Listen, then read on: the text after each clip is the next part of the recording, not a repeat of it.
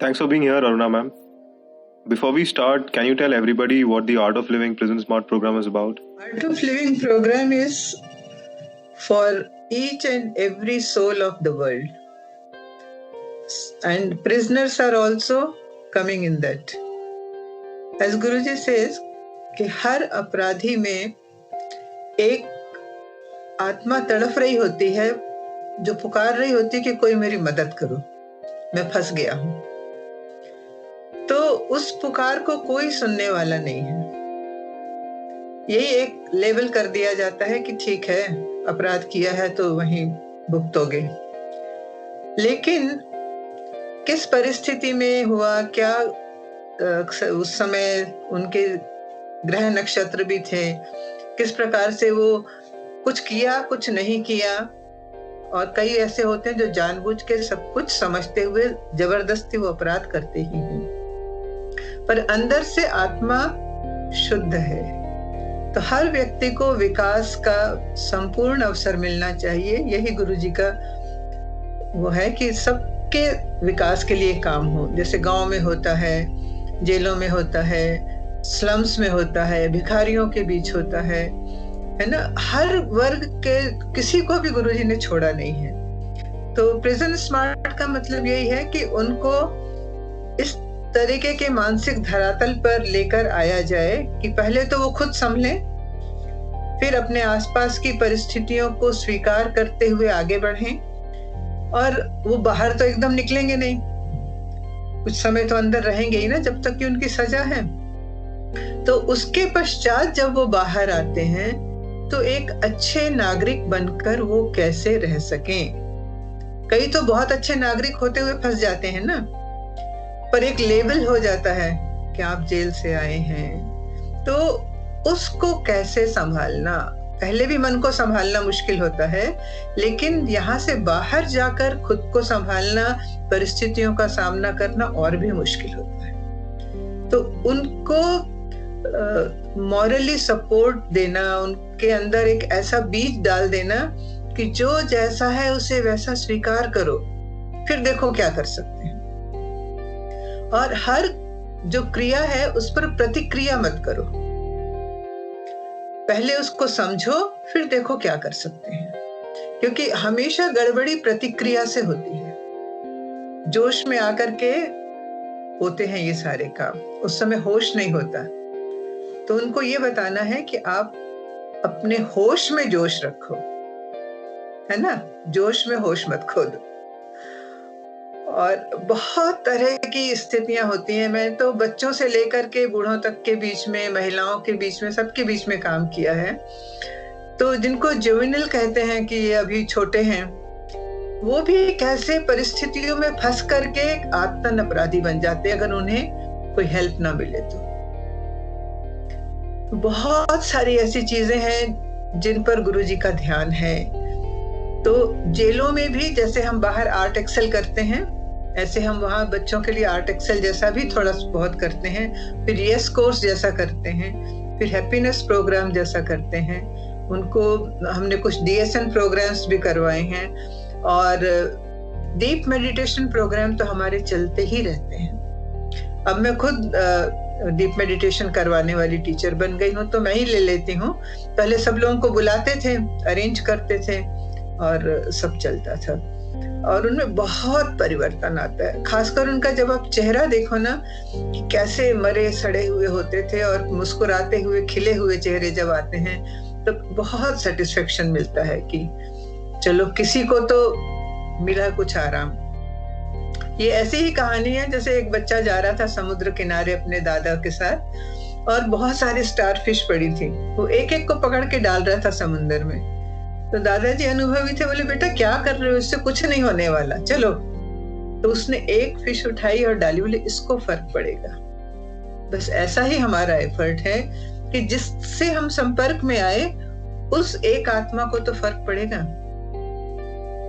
तो जो भी है, जहां भी है, देखिए हम आजकल ऐसा तनावग्रस्त वातावरण है कि बाहर भी तनाव है और वहां अंदर भी तनाव है।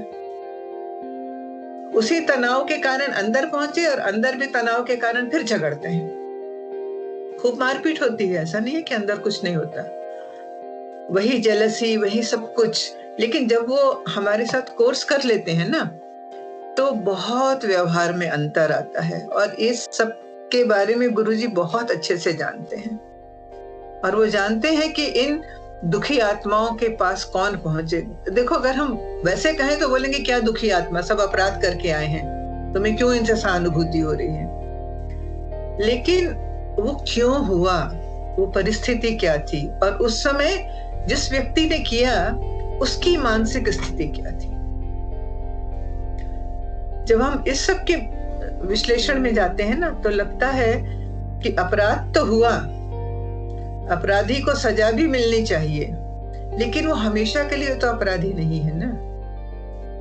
जैसे हमने कभी कोई अच्छा काम किया तो हमेशा के लिए तो अच्छे नहीं हो गए, ऐसे ही कभी कुछ हो गया तो भुगत रहे हैं, ठीक है। How many prisoners have you rehabilitated through this program?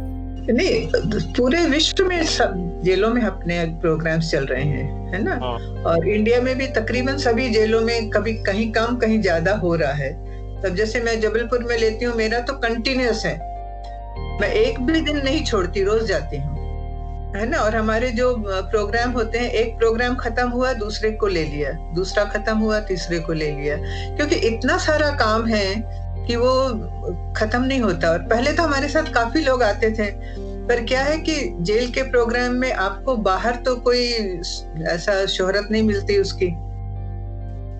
अगर हम बाहर ऑफिसर्स का प्रोग्राम ले रहे हैं या कमिश्नर्स के ले रहे हैं, तो उसमें जो एक पहचान बनती है वो इसमें तो नहीं है। तो बहुत से लोग आए साथ में, फिर थोड़ा थोड़ा, एक बार आए, 2 बार आए, 10 बार आए, चले गए। और मैं तो खैर डरती हुई हूँ शुरू से, अच्छा लगता है मुझे। I wanted to know what brought you into this particular program of prisoner rehabilitation. देखो, हमने तो कभी सोचा भी नहीं था कि जेल के अंदर भी कैसे जाते हैं, है ना। हम सागर यूनिवर्सिटी से पढ़े हैं, तो जब जाया करते थे तो रास्ते में जेल की ऊंची ऊंची दीवारें दिखती थी। हम सोचा करते थे कि अंदर लोग कैसे होते होंगे, कैसे इतनी ऊंची दीवारों के बीच में रहते हैं।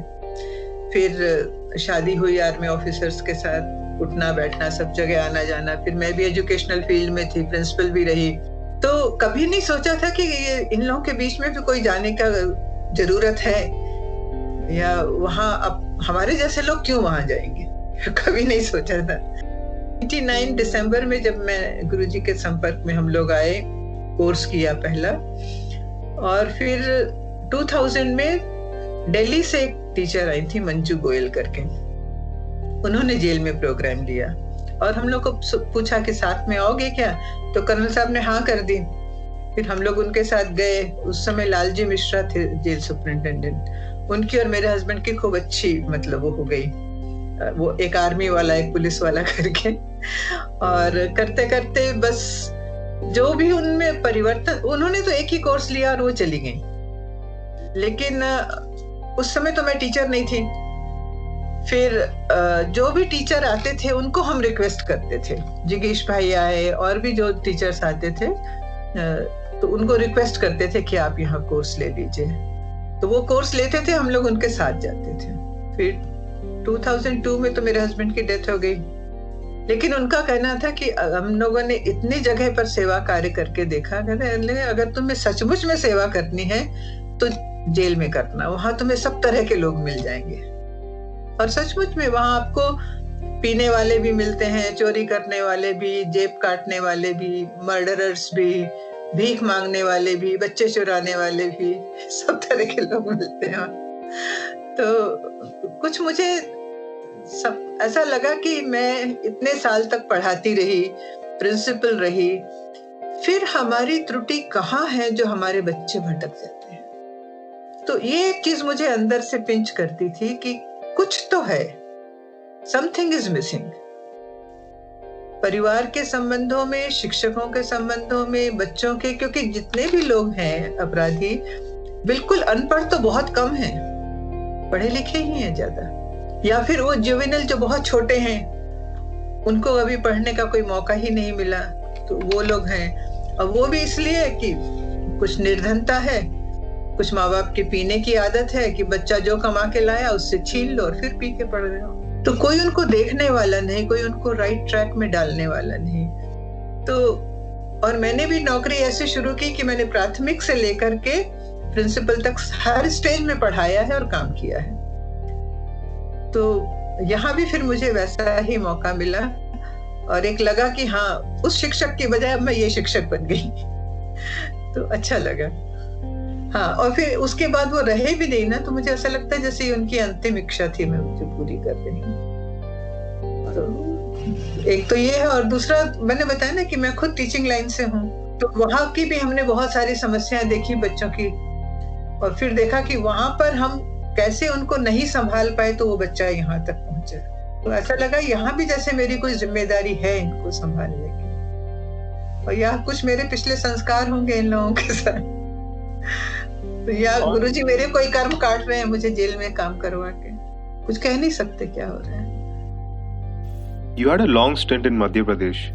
Now Madhya Pradesh has one of the highest conviction rates in India. Can you describe your experience there with prisoners?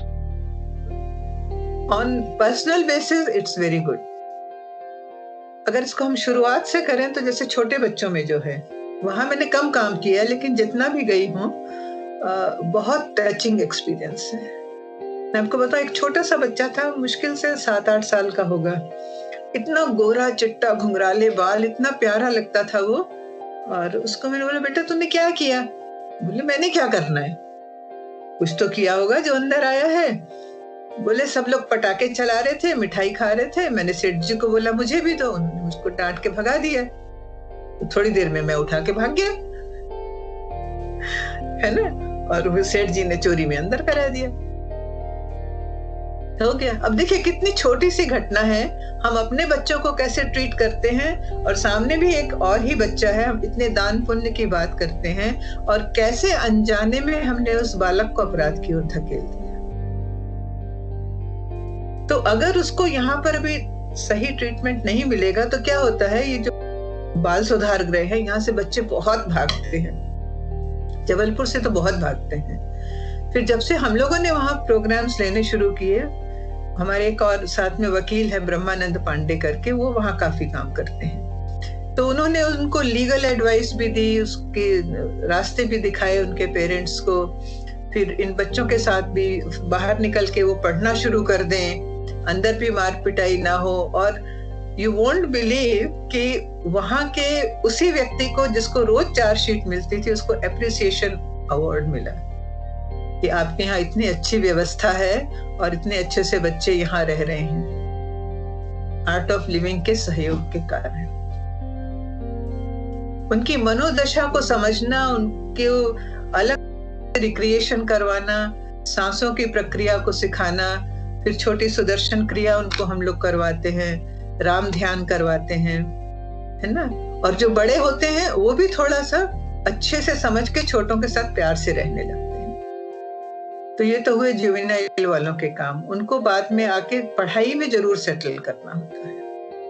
फिर बड़े वाले जेल के उसमें आ जाए तो कई लोग वहां से बड़े जेल में आ जाते हैं, मतलब वो वयस्क हो गए तो वहां से इधर चले आते, शिफ्ट हो जाते हैं। फिर बोलेंगे माता जी हम यहाँ भी आ गए ठीक है।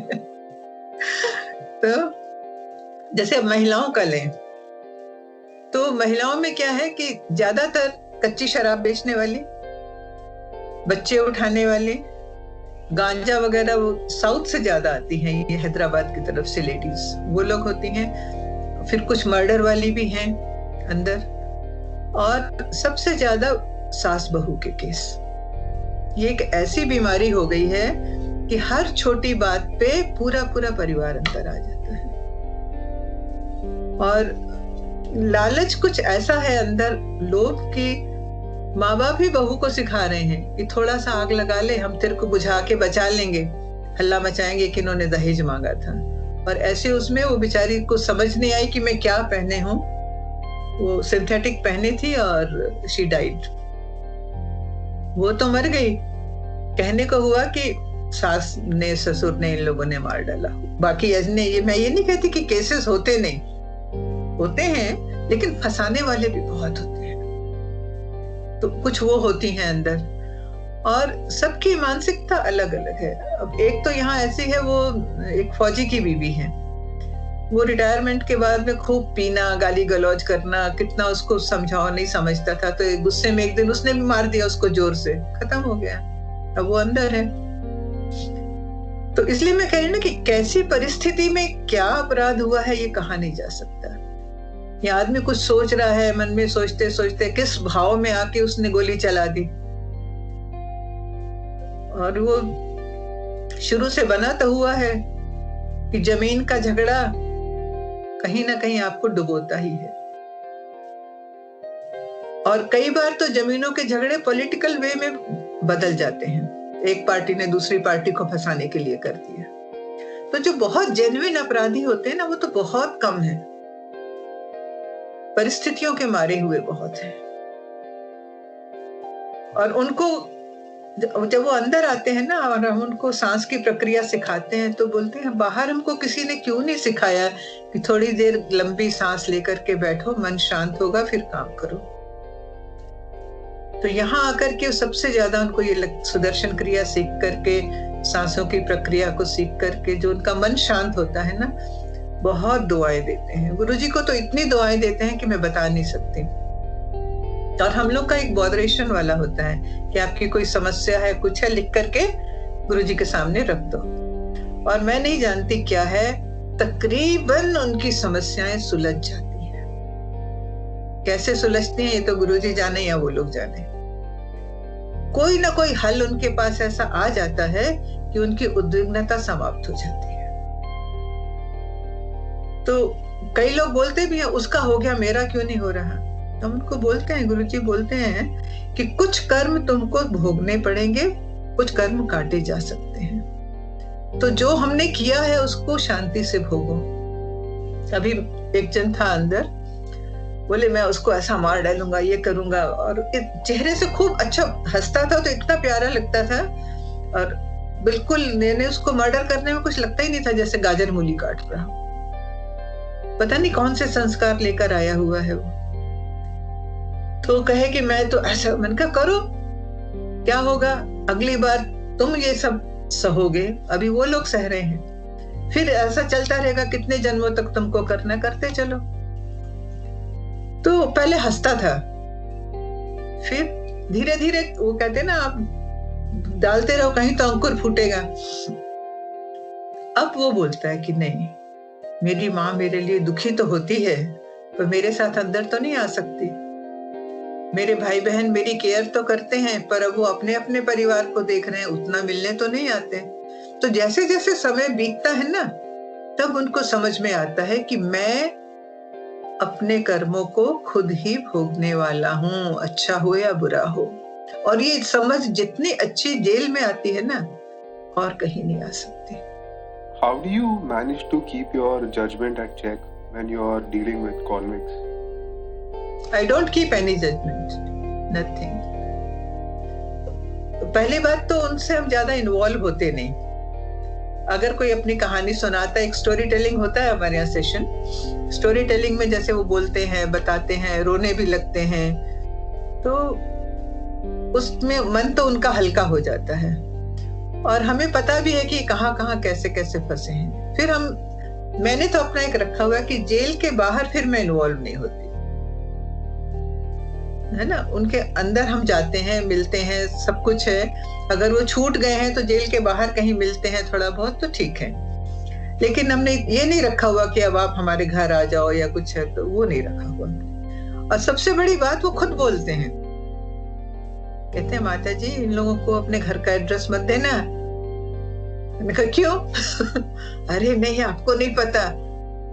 हालांकि एड्रेस मेरा सबके पास है, लेकिन बाहर नहीं हमने उतना संबंध रखा हुआ। लेकिन अंदर तो अगर वो 12 साल के लिए अंदर हैं, तो समझ लो मेरा उनके साथ 10 साल से तो संबंध है ही, है ना। क्योंकि मुझे वहां काम करते हुए 18 साल से ऊपर हो गए हैं, बल्कि 20 साल ही समझ लीजिए। Can you give me a few examples of prisoners who have gone through radical changes through this program? हाँ, बहुत सारे हैं। देखिए, एक तो वो गांजा बेचते हुए आया था, काफी मेरे ख्याल में अंदर 15 साल रहा, वो छूटने वाला था। तो मैंने उसको पूछा, मैंने कहा राजू बाहर जाके क्या करेगा? बोले क्या करना है वही करूंगा, घर परिवार मेरा बिखरा हुआ है, इसमें तो खूब पैसा है, रिस्क है पर पैसा तो खूब है, घर को संभालना भी है। तो ठीक है। उसको मैंने नहीं बोला कि तुम्हारा ये सब कराने का क्या फायदा हुआ, क्या नहीं हुआ। फिर मैं नशा मुक्ति केंद्र अंदर एक है हमारा प्रिजन में, वहां भी काम करती हूँ, वहां कोर्सेस ले रही थी। तो मैंने उसको बोला चल तू मेरे साथ बहुत टाइम से अच्छा करता था, तो मेरे को असिस्ट कर। वहां आया तो वहां ये जो पता नहीं कौन सा नशा होता है, उसको जब नहीं मिलता ना तो ऐसे मछली जैसे उछल उछल के गिरते हैं, इतनी उनको तकलीफ होती है कि चाहिए। तो जब उस मेरे साथ गया वहां, कई केस ऐसे देखे, उनको सेटल होने में काफी टाइम लगा। तो कहने लगा मैं कान पकड़ता हूँ, इसके बाद से मैं अपने 2 बच्चों को पालने के लिए ये काम नहीं करूंगा, कितने घर परिवार बर्बाद होते हैं। और उसने छोड़ दिया वो काम, बाहर जाके नहीं किया। ये सबसे खुशी की बात है। फिर एक जन अंदर थे, तो उनका किसी के साथ ऐसा विवाद था। मैंने उसको बहुत बोला कि देख तू ना अपने दुश्मन है तो क्या हुआ, उसको सद्भावना भेजा कर। आ जाते हैं कुछ भी बोलने के लिए, दुश्मन को सद्भावना भेजो। क्यों भेजो? मरे साला अच्छा है। तो मैंने कहा ठीक है, अपन प्रार्थना तो करते हैं ना कि सब सुखी हों, है ना। तो मैंने कहा तो वो तो बोलेगा? बोला वो तो मैं रोज बोलता हूँ। मैंने कहा बस उतना ही बोलते रहो। फिर पता नहीं दिमाग में उसके क्या आया होगा कि वो उसको विजुअलाइज करके बोलने लगा। And after 3 months he told me कि 3 महीने के बाद उसका वही दुश्मन आया उससे मिलने और माफी मांगी कि मैंने तेरे साथ काफी दुर्व्यवहार किया था और ये सब जोश जोश में हो गया, तो मुझे माफ कर दे। फिर उसका भी ये था कि मैं जाकर के चलो देखेंगे, लेकिन कुछ ऐसा हुआ कि उसकी जेल के अंदर ही डेथ हो गई। और बड़े आराम से सुबह उठ के अपने नहा धो के कपड़े धो रहा था अपने, और वहीं उसको heart attack. Any juvenile cases? Juvenile cases तो विश्वास नहीं करोगे कि छोटे छोटे बच्चे रेप केस में अंदर हैं। और ये सारे हमारे पिक्चरों और पोर्नोग्राफी का असर है। उनको कुछ समझ तो है नहीं कि वो क्या कर रहे हैं, है ना। एक इंद्रिय सुख के लिए जैसे उनको कुछ लगा, अच्छा लगा, बस उनको समझ थोड़ी है कि क्या है क्या नहीं है। कुछ पूछो तो दे आर ब्लैंक। तो इस तरीके के जो लोग हैं उनको भी हम लोग कुछ और लोगों की मदद से कराते हैं और बहुत फर्क पड़ता है। देखिए हम जैसा अनुभव कर रहे होते हैं ना, वैसे हमारी सांस चलती है ना। तो उनको ये सिखाना है कि तुम जैसा चाहते हो वैसे अपनी सांस चलाओ। तो सांसों के द्वारा तुम अपने इमोशंस को भी कंट्रोल कर सकते हो, लेकिन उसके लिए सजग रहना पड़ेगा, एकदम से तो नहीं हो जाएगा ना। तो जब हम प्राणायाम का अभ्यास कराते हैं, 3 स्टेज प्राणायाम, उज्जयी कराते हैं, भस्त्रिका कराते हैं, ध्यान कराते हैं, तो धीरे धीरे वो उसमें समझने लगते हैं और फिर समझते हैं कि हाँ हमको पढ़ना चाहिए, हमको बड़ों का कहना मानना चाहिए, है ना। और बहुत फर्क पड़ता है, पढ़ाई में भी होता है। यहाँ से निकल के काफी बच्चे बहुत अच्छा पढ़ रहे हैं, हालांकि सरकारी स्कूलों में पढ़ते हैं, क्योंकि ये बच्चे तकरीबन लोअर ग्रेड्स के पेरेंट्स से होते हैं, उनके होते हैं। और जो हायर वाले हैं उनका तो फिर सीधा ही होता है कि चलो पूरा क्या बोलते हैं एटीएम ही उखाड़ लाओ। ऐसे भी लोग हैं। एक सरदार जी थे अंदर, वो पढ़ा हुआ भी हमारे केंद्रीय विद्यालय का। मैंने कहा तू अपने स्कूल का भी नाम डुबो रहा है। बोले पता नहीं क्यों ऐसा लगा कि चलो निकाल के लाते हैं, कुछ दिन तो मौज करें, फिर जो होगा देखी जाएगी। और फिर बाद में काफी पछताता था कि हम लोग क्या कैसी शैतानी की उसमें पड़ गए। आजकल ये देखिए जो वीडियो गेम्स भी होते हैं, पूरे समय आप गोली चला रहे हैं, पीछे भाग रहे हैं, मार रहे हैं, सामने कुछ नहीं हो रहा लेकिन चल तो रहा है। और उस चलने से क्या हुआ, आपके इमोशंस तो बने, आपकी फीलिंग्स आई, और जैसे आपने यहाँ से ट्रिगर किया और हो गया, ऐसे ही उनके हाथ से कुछ ट्रिगर हो गया।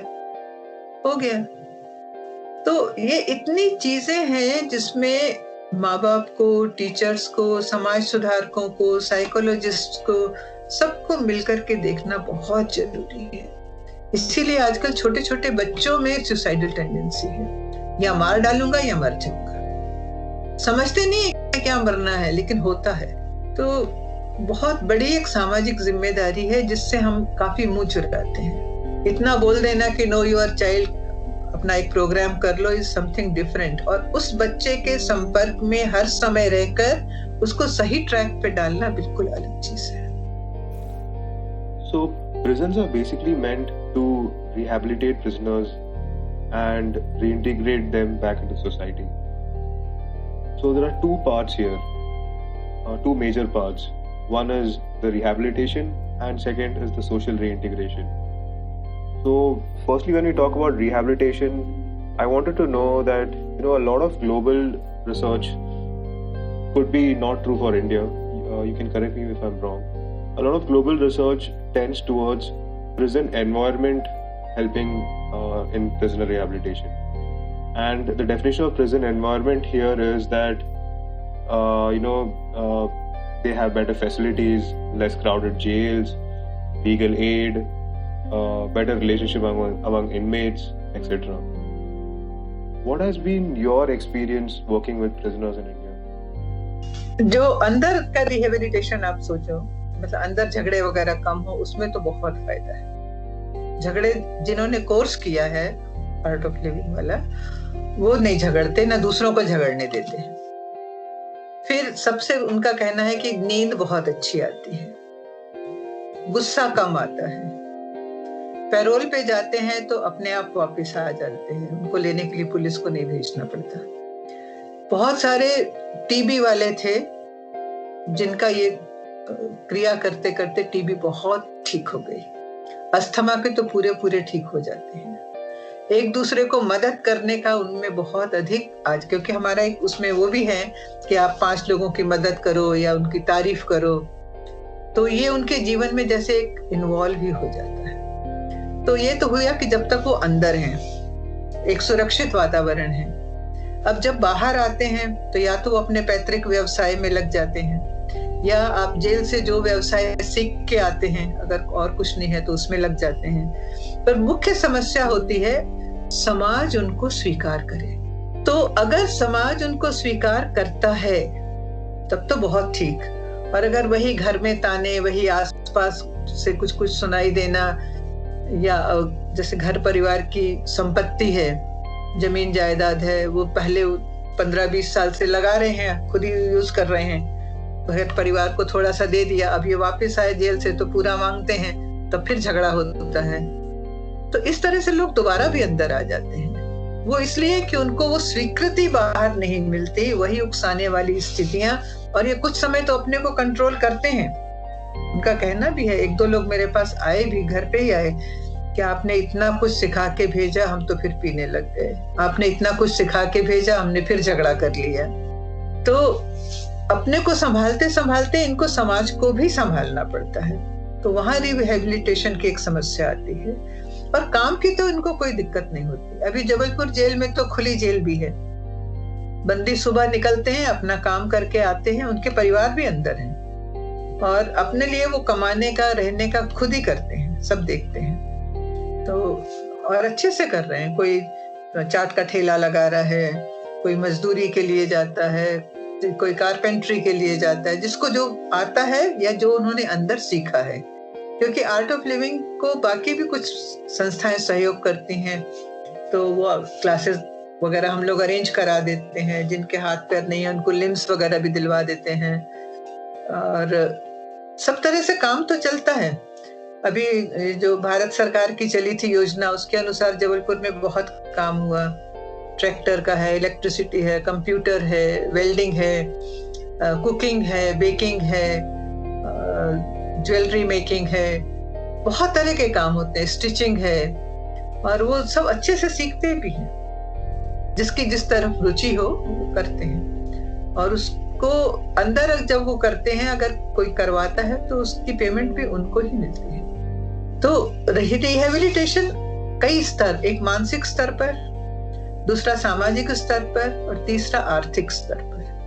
इन 3 चीजों पे रिहेबिलिटेशन की बहुत जरूरत होती है। तो आर्थिक रूप से तो ये कुछ ना कुछ कर लेते हैं, है ना, और मानसिक रूप से भी अपने को संभालने की कोशिश करते हैं, लेकिन सामाजिक स्तर पर अगर नहीं मिलती है स्वीकृति तो फिर ये कई बार फिर से कुछ ना कुछ करके अंदर आ जाते हैं। और नहीं तो ठीक है, यहाँ तो हमारे यहाँ तो वो भी है खुला विश्वविद्यालय, तो बच्चे पढ़ते भी हैं, जिनको कुछ नहीं पढ़ना आता वो भी पढ़ते हैं, जिनको बोर्ड की एग्जाम्स देना है वो भी हैं, जिन्होंने यूनिवर्सिटी की पढ़ाई करनी है वो भी है, जो योगा सीख करके सर्टिफिकेट लेना चाहते हैं। हम लोग तो योग सिखाते ही हैं, सर्टिफिकेट अगर उनको चाहिए है तो फिर हम यूनिवर्सिटी से करके बाकायदा उनको यूनिवर्सिटी से डिग्री मिलती है योगा की, वो सब कुछ है। How effective do you think have open prisons been? What has been your experience? नहीं, open prison is not for all, है ना। ओपन प्रिजन तो जो कई सालों से अंदर हैं, जिनका व्यवहार अच्छा है, उनको एक मौका दिया जाता है। तो उनके लिए तो बहुत सक्सेसफुल है, वो अपने परिवार के साथ भी रह लेते हैं, अपनी कमाई भी कर लेते हैं, और उनको एक सुरक्षित वातावरण भी मिला हुआ है, क्योंकि सुबह जाके शाम को आना तो वही है, आने जाने की रिपोर्टिंग देनी ही है। तो इस तरह से उनका तो बहुत अच्छा चल रहा है। और यहाँ जबलपुर में तो इतने अच्छे अच्छे सुपरिटेंडेंट्स रहे हैं कि सब उनका ध्यान रखने वाले, और अगर आप कभी आए यहाँ तो आपको लगेगा हम किसी आश्रम में पहुंच गए हैं। इतना सुंदर फूलों से भरा हुआ और साफ सुथरा, जगह जगह शिव जी के बने हुए, और फिर मंदिर भी हैं, सुबह शाम आरती होती है, नगाड़े बजते हैं, प्रभात फेरी निकलती है। मतलब अंदर तो कई बार ऐसा लगता है कि ज्यादा मजे में है बाहर से। मैं जबलपुर की बात कर रही हूँ। सागर का भी ऐसे बहुत अच्छा है, सागर का। Bhopal is very good, Bhopal में तो अभी और बहुत डेवलप हो गया है। इंदौर का नया जेल बन रहा था जब मैं गई थी, तो मैंने नया वाला नहीं देखा, पुराने में तो 2-3 बार गई हूँ। I forgot to ask, how long have you been doing this? मैं 2000 से कर रही हूँ, तब मैं टीचर नहीं बनी थी, तब से वॉलंटियर के रूप में जाती थी। फिर 2002 दिसंबर में जाके मैं टीचर बनी, तो तब से एज ए टीचर भी अंदर ही काम कर रही थी, बाहर भी लेती थी कोर्सेज, पर अंदर मेरे ज्यादा अच्छे लगता था मुझे। उसके बाद फिर 2012 से मैं एडवांस कोर्स टीचर हूँ। तो अब एडवांस कोर्स टीचर होने के कारण मैं 2-3 ये लेती हूँ, अपना बेसिक कोर्स, फिर एक एडवांस कोर्स ले लिया उन लोगों का ही। तो अब वो मेरा बड़ा स्मूथ चल रहा है, पर ये लॉकडाउन के कारण सारा गड़बड़ हुआ है, अभी नहीं जाती हूँ। I'm just curious here. Can you tell me how does the process of a parole work? Parole is like जैसे वार्षिक छुट्टी मिलती है ना, तो ये समझ लीजिए कि इनको साल में जैसे 15 दिन जाने की छूट है, या किसी को 30 दिन जाने की छूट है, तो वो साल में 1 बार जाते हैं या 2 बार जाते हैं, बस, उससे ज्यादा नहीं। तो उसके जाने के पहले उनके जो जहाँ का वो व्यक्ति है वहाँ का पूरा निरीक्षण किया जाता है, वहाँ के लोगों से पूछा जाता है कि इसको भेजने से तुम लोग को कोई खतरा तो नहीं है। फिर उसके कोई ना कोई गारंटर होते हैं कि ये वापस आएगा ही, तो वो कोई बही खाता वगैरह अपना लोगों को जमा करना पड़ता है। फिर ये जाते हैं छुट्टी पर, सारी छानबीन होने के बाद। उसके बाद फिर इनको वापस आना है, तो आ जाते हैं वापस, लेकिन कई होते हैं जो नहीं आते हैं या भूल जाते हैं कि हमारा टाइम खत्म हो गया है, तो उसमें दिक्कत होती है। फिर पुलिस को भेजना पड़ता है, बुलवाना पड़ता है, फिर उनकी एक रेड एंट्री हो जाती है कि अगली बार छुट्टी भेजते समय थोड़ा सा मुश्किल होती है। लेकिन जिन्होंने हमारा कोर्स किया हुआ है आर्ट ऑफ लिविंग का, वो तो आते हैं वापस, उनको मालूम है कि जाने में ही भलाई है। और वो सबसे ज्यादा बात की बहुत सारी जिम्मेदारियां जेल के अंदर ये कैदी ही संभालते हैं, पढ़े लिखे भी हैं, कंप्यूटर भी हैंडल करते हैं, बहुत सारे रिकॉर्ड्स भी रखते हैं, बंदियों के सारे रिकॉर्ड्स रखते हैं जो पढ़े वाले। तो सारा काम देखते हुए वो छुट्टी जाते हैं, जैसे काम से गए और वापस आ जाते हैं। और नहीं गए किया हुआ होता तो फिर तो बाहर भी और कुछ मारपीट भी कर लेंगे, कुछ और हो जाएगा। पहले बहुत झगड़ा होता था, जबलपुर तो बहुत शांत है इसमें। Now, what are some of the issues with social reintegration? The whole idea here is that somebody doesn't do this again, which makes social reintegration a very crucial part. What is the process that you follow with social reintegration, and how does the Art of Living Prison Smart program play a part here? क्योंकि वो समझने लगते हैं कि जो जैसा है उसको स्वीकार करो, परिस्थिति को, व्यक्ति को, स्वयं को जैसा है स्वीकार करो, फिर देखो क्या करना है। उनको समझ में आता है वर्तमान क्षण अटल है, वर्तमान में जो होना है वो जो हो गया वो भी वर्तमान में हुआ था, है ना, और अभी भोग रहे हैं। ऐसे ही जो होगा वो वर्तमान में ही होना है, अटल है। दूसरों की इच्छाओं के फुटबॉल मत बनो। दोस्तों ने कहा चल यार चले एक अपने साइकिल की वो चेन घुमाते हुए, कुछ करा है ना, अब भुगत रहे हो। तो उनको समझ में आता है कि दूसरों की इच्छाओं के फुटबॉल नहीं बनना है। फिर वो समझते हैं कि कम से कम अपने को संभालने के लिए हम अपनी सांसों पर ध्यान दें। तो ऐसा नहीं कि सभी ऐसे अच्छे हो जाते हैं, अंदर से लोग और बड़े अपराधी बनकर भी बाहर निकलते हैं। जो कच्चे दिमाग वाले होते हैं उनको लोग बहुत सारी चीजें ऐसे सिखाते भी हैं कि तू मेरी गैंग में शामिल हो जा, अपन ऐसा करेंगे वैसा करेंगे, अंदर भी प्लानिंग बनती रहती है। लेकिन अगर वो हमारा कोर्स कर लिए, और मेरा तो यही कोशिश होती है कि मैं 50-50 का ग्रुप लेती हूँ, ज्यादा बड़ा नहीं लेती, ताकि सबके साथ में एक संबंध बना रहे, आई कांटेक्ट बना रहे। तो जितने भी करते जा रहे हैं सभी ये तो मानते हैं कि जो ये जीवन मिला है इसका अगर उपयोग नहीं किया तो बहुत मुश्किल है। लेकिन जब तक ये हवालाती होते हैं तब तक तो बहुत शैतान, उनको लगता ही नहीं कि हमने कुछ किया, हम तो छूट जाएंगे, कानून तो है हमें बचाएगा। तो हवालातियों को भी संभालना बहुत जरूरी है, क्योंकि यही लोग होते हैं जो बाहर जाकर के फिर कुछ अगर छूट गए ना तो उनको ये होता है हमने थोड़ी कुछ किया, फिर कुछ मारपीट करेंगे, कुछ दादागिरी करेंगे, फिर आ जाएंगे। और कई तो आके बड़ी शान से बोलते हैं अरे माता जी हम तो 5वीं बार आए हैं, आप क्या जानते हो। अरे हम कुछ नहीं जानते, पर तुम ये बताओ कि तुम 5वीं बार आए क्यों। तो बड़ी शान से बताते हैं क्यों, सजा नहीं पड़ी। तो जहां एक बार सजा पड़ गई तब इनको समझ में आता है कि हुआ क्या। तो मैं तो कहती हूँ कुछ भी हो एक बार सजा तो पड़नी चाहिए अंदर आ गए तो। As per the 2019 prisoner report in India, 70% of the inmates are under trials. I wanted to know how are they dealing with their time in prison? I'm pretty sure they feel resentment towards the system. शुरू में तो बहुत aggressive होते हैं। मेरे course में जब आके बैठते हैं तो 1-2 दिन तो वो बहुत एग्रेसिव होते हैं। आप लोगों को कुछ पता नहीं है ये पुलिस हमारे साथ क्या की है, उसने कैसे फंसा दिया, मैं तो वहां था भी नहीं, मेरा नाम डाल दिया। ऐसे बहुत से लोग होते हैं, है ना। तो उनको भी पहले स्पेसिफाई करना पड़ता है। और जेल में सबसे पहले यही लिखा है, सत्य परेशान हो सकता है, हार नहीं सकता। तो उनको हम यही बोलते हैं, देखो अगर तुम सच्चे हो तो परेशान हो सकते हो लेकिन हारोगे नहीं। तो ये तो तुमको मालूम है कि वास्तविक सच्चाई क्या है, मुझे मत बताओ। अपने को पूछो कि मैं उसमें कितना इन्वॉल्व हूं। अगर उस दिन तुम नहीं भी थे तो उस चौकड़ी में कहीं तो रहे होगे, उन्होंने कई बार तुम्हें साथ में देखा होगा, तभी तो तुम्हारा नाम आया। तो बहुत सारी चीजें ऐसी हैं जो हवालातियों में तो बहुत रिजेंटमेंट होता है, और यही लोग होते हैं जो अपराध करने के नए नए तरीके सीख के बाहर जाते हैं। हालांकि इनको अलग रखते हैं, कैदियों से अलग रखते हैं, लेकिन क्या है तो सारे अपराधी ही ना, और सबको सजा नहीं पड़ी है। सब एक दूसरे को हथकंडे बताते हैं कि ये कर लो तो ऐसा हो जाएगा, ये कर लो तो ऐसा हो जाएगा। तो वातावरण तो ऐसा है कि उनको वहां से भी कोई, इसीलिए मैं पहले तो काम किया बहुत कैदियों पे, और अब मेरा जबलपुर जेल तो समझिए सब हो गए, निपट गए जैसे। तो अब मैं हवालातियों पे ज्यादा ध्यान दे रही हूँ। और उसमें है एक बच्चा तो ऐसा है कि जो शायद 8-10 बार आया है।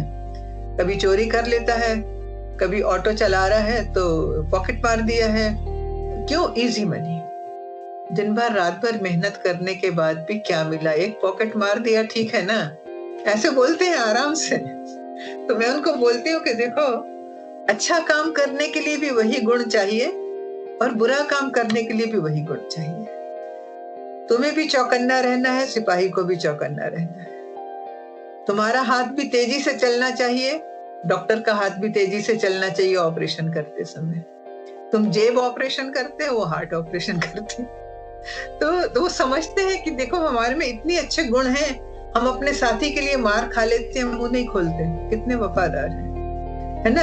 हम कहीं भी झूठ बोले, अपने साथी से झूठ नहीं बोलते, हम सच ही बोलते हैं। तो बुरा काम करने के लिए भी सारे अच्छे गुण चाहिए, अच्छा काम करने के लिए तो चाहिए ही। तो तुम्हारे पास सारे अच्छे गुण हैं, फिर तुम बुरा क्यों करते हो भाई?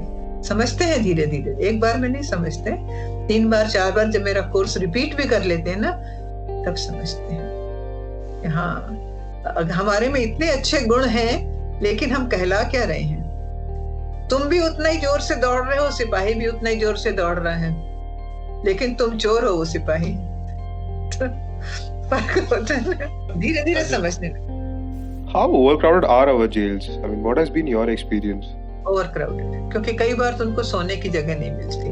अब तो नहीं है ये हालत, शुरू में था कि बारी बारी से सोते थे, खड़े रहते थे, लेकिन अब नहीं है। जबलपुर में तो अब नहीं है इतना crowd। How did the prisons in Jabalpur, where you worked most of your time, deal with the issue of overcrowded jails? एक तो हमारे यहाँ कुछ वैसे ही अपराधी संख्या कम हुई है पहले से, जो आते भी हैं कि मतलब जैसे छूट जाते हैं, दूसरे बहुत सारे जेलों में ट्रांसफर कर दिए गए। जो लोग खास करके आपस में झगड़ते हैं, फिर उनको अलग अलग ट्रांसफर कर देते हैं, न सामने रहोगे न झगड़ोगे, तो ट्रांसफर भी बहुत गए हैं, फिर बहुत सारे छूट भी गए हैं। और अच्छे आचरण के लिए तो हमारे यहाँ के जो सुपरिंटेंडेंट है, वो तो खैर अब DIG हैं, ताम्रकार जी, उन्होंने भी बहुत काम किया है।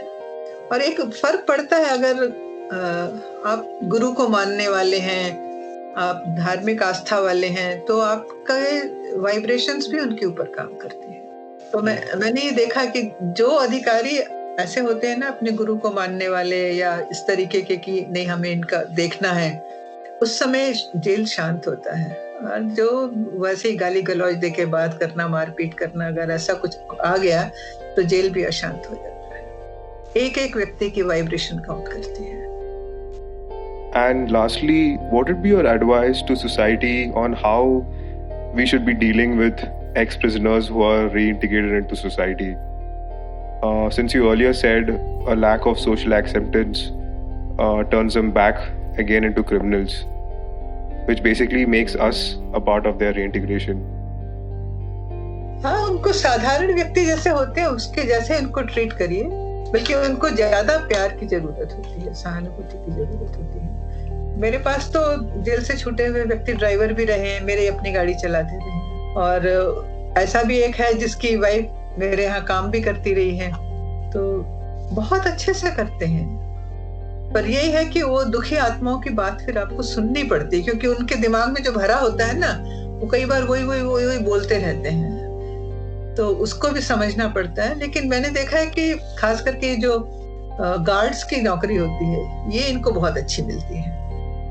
सब लोगों को ये होता है कि दूसरों को होगा कि जेल से छूटा हुआ, वो कुछ करे ना करे, एक दहशत है मन में कि इससे उलझो मत। तो गार्ड की नौकरी उनको बहुत अच्छी मिलती है। और ये जो होते हैं ना बैंक्स वगैरह से डिफॉल्टर्स की लोन ले लिया, दे नहीं पाए, उसकी उगराई करने वाले भी ये बहुत अच्छे होते हैं। और इसी तरीके से बाकी तो इनकी अपनी खेती है, अपनी खेती बाड़ी करेंगे, और फिर जो भी इनका धंधा है वो सब अच्छे से करते हैं। तो अगर वो आते हैं तो उनको शंका की दृष्टि से मत देखो। सबसे बड़ी बात है कि उन पे संदेह मत करो, अंदर से सावधान रहो आप, लेकिन उनको झलकना नहीं चाहिए कि हमें उनके ऊपर शक है कि ये कुछ कर डालेंगे। तो उनको भी समझ में आता है, क्योंकि मैं तो 1-2 बार जैसे उनके साथ गई, किसी से ऐसी ही बात हुई, मैंने कहा मेरा ये ड्राइवर जो है ना अभी जेल से छूटा, अरे किसके साथ घूम रही है तू? मैंने कहा क्यों, क्या हो गया? जबकि वो पहले सरकारी ड्राइवर था, फिर कुछ हुआ, किसी ने उसको फंसा दिया या जो भी हुआ, मुझे नहीं, उसमें जाना नहीं चाहिए, वो अफीम के उसमें अंदर था, गांजा अफीम की उसमें। तो ठीक है, हमारे साथ तो बहुत अच्छा रहा। आजकल वो यहाँ है कटनी में, बहुत अच्छा काम वो यही कर रहा है। बैंक वगैरह से जो लोग नहीं पूरा चुका पाते हैं उनकी सीज करनी होती है, वो सारा काम करता है, अच्छे से करता है, या बड़ी इज्जत है उसकी। और घर में जो झगड़े होते हैं उसको तो फिर आप कुछ नहीं कर सकते, है ना, भाइयों के बीच में या चाचा ताऊ के बीच में जमीन जायदाद को लेके या किसी और चीज को, तो वो तो फिर उनको अपनी खुद की स्ट्रांग बनना पड़ता है, तो भी वो निकाल ले जाते हैं। हम लोग का एक प्रश्न होता है, मैं कौन हूं, है ना, एंड कीप आस्किंग मैं कौन हूं, मैं किस लिए आया हूं इस दुनिया में। तो अगर मैं अपने को देखती हूँ तो कैसे मैंने पढ़ाई की, कैसे फिर नौकरी की, कैसे आर्मी का जीवन बिताया, कैसे एज अ टीचर अपने को रखा, उसके बाद भी क्या, मुझे क्या गेन करना है। तो जब आप जेल में काम कर रहे होते, मैं बाकियों का नहीं जानती, अपना बता रही हूँ, मुझे लगता है कि क्या है जीवन, है क्या। वो लोग तो वकील करते हैं, जेल से छूटना चाहते हैं, अच्छा आचरण भी कोशिश करते हैं कि उसमें आ जाएं, लेकिन मैं इस संसार के जेल से छूटने की क्या कोशिश कर रही हूं। मेरा वकील कौन, मेरा गुरु, वही मुझे हाथ पकड़ के बाहर निकालेगा इन सब से। तो क्या करना है, वहां जाकर पता लगता है कि तुमने कुछ किया है तो भी फंसोगे, नहीं किया है तो भी फंसोगे। कोई कर्म है तुम्हारे, जो हम कर्मों की थ्योरी बहुत स्ट्रांग नहीं मानते ना, यहां आकर मानने लग जाते हैं कि कुछ तो अगला पिछला हिसाब है। मैं उनको भी बोलती हूँ कि तुम्हारा और मेरा कुछ अगला पिछला हिसाब बाकी है, कि तुम अंदर और मैं बाहर से आके तुमसे मिलती हूँ। तुम्हारे घर वाले अंदर आके तुमसे नहीं मिल सकते, पर मुझे मिलने का मौका तुमसे क्यों मिला।